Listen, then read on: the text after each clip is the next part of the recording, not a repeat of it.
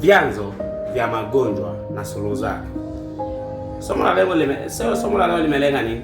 Somo la leo limelenga jambo la kwanza, uanze kuishi afya ya kiungu. Inawezekana kuishi afya ya kiungu, afya ya maisha bila kuumwa. Inawezekana. Leo nataka tujifunze somo ambalo baada ya kusikiza hili somo, kuanzia hapo utakuwa umepokea neema ya kuishi maisha ya afya ya kiungu, maisha ya kutokuumwa kabisa, maisha ya miungu duniani. Haya ndio maisha ambayo tunapaswa kuishi watu tulio ndani ya Kristo Yesu, watu ambao tulimwamini Bwana Yesu. Vyanzo vya magonjwa na suluhu zake. Watu wengi wanaumwa magonjwa, watu wengi wanaishi na magonjwa, wengine mpaka wamejimilikisha magonjwa, wanasema ni magonjwa yao, lakini sio mapenzi ya Mungu tu, sio mapenzi ya Mungu kabisa. Na nitakuonyesha kwa evidence kabisa, nitakuonyesha kwa mifano, nitakuonyesha.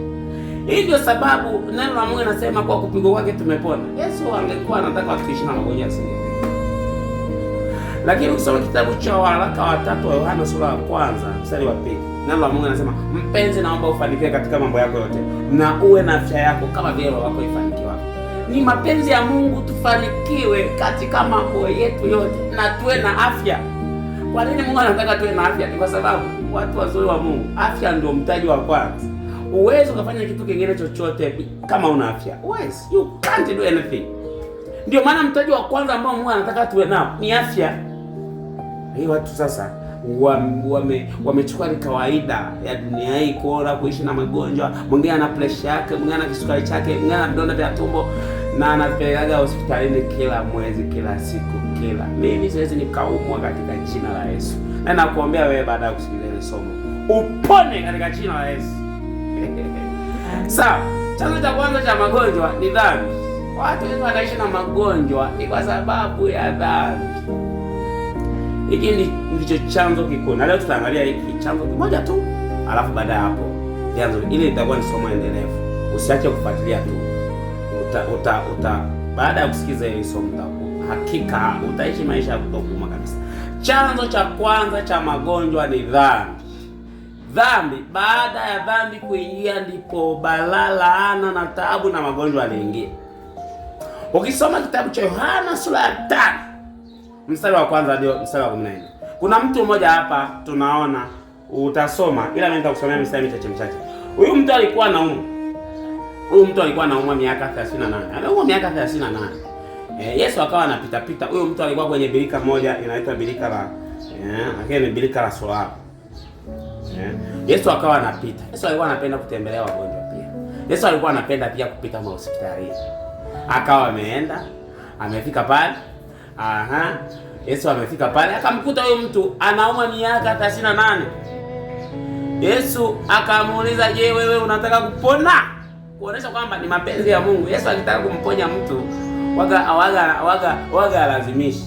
Kama ambavyo wewe ungekuwa unataka kupona, nina imani kabisa ungekuwa ulishakuja kanisani tukuombee. Ila sasa unakimbia hospitalini, ndio maana unabaki na ugonjwa wako. Yesu amlazimishi mtu kwamba njoo upone. Yesu alimuuliza, "Unataka kupona?" Huyo mtu akaanza kulalamika, akasema, "Yesu, unaona watu nilionao, watu hao wameniacha, watu hao ni mabinafsi, hawataki mimi kunitupia at least hata siku moja malaika kuja kutibua maji mimi nipone." Alikuwa amepooza.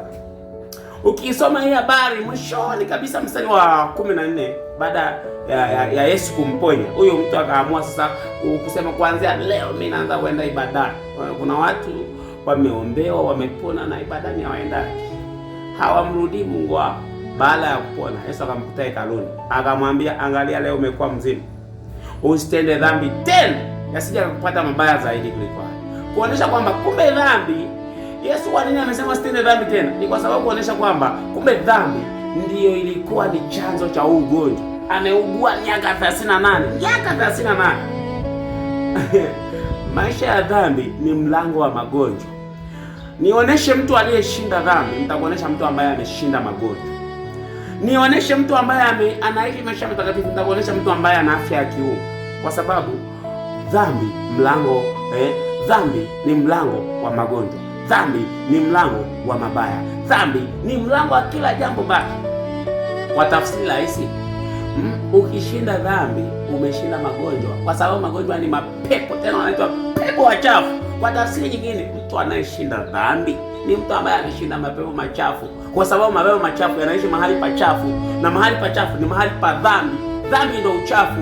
Dhambi inavutia mapepo machafu, inavutia magonjwa, inavutia kila laana na taabu na ugonjwa unaofaa. Kwa tafsiri nyingine, nataka nikuoneshe nini? Amua kuanzia leo kuanza kuishi maisha matakatifu, na kuanzia hapo utakuwa umeshinda dhambi jumla. Na hiyo ndiyo suluhu kabisa. Suluhu ni jambo la kwanza ni kumpa Bwana Yesu maisha yako, alafu kuanza kuishi maisha matakatifu, na Bwana Yesu akusaidie kuishi maisha matakatifu katika jina la Yesu. Pokea neema ya kuishi maisha matakatifu kuanzia leo. Pokea neema ya kushinda magonjwa kwa kuishi maisha matakatifu katika jina la Yesu. Amen. Mungu akubariki sana. Amen.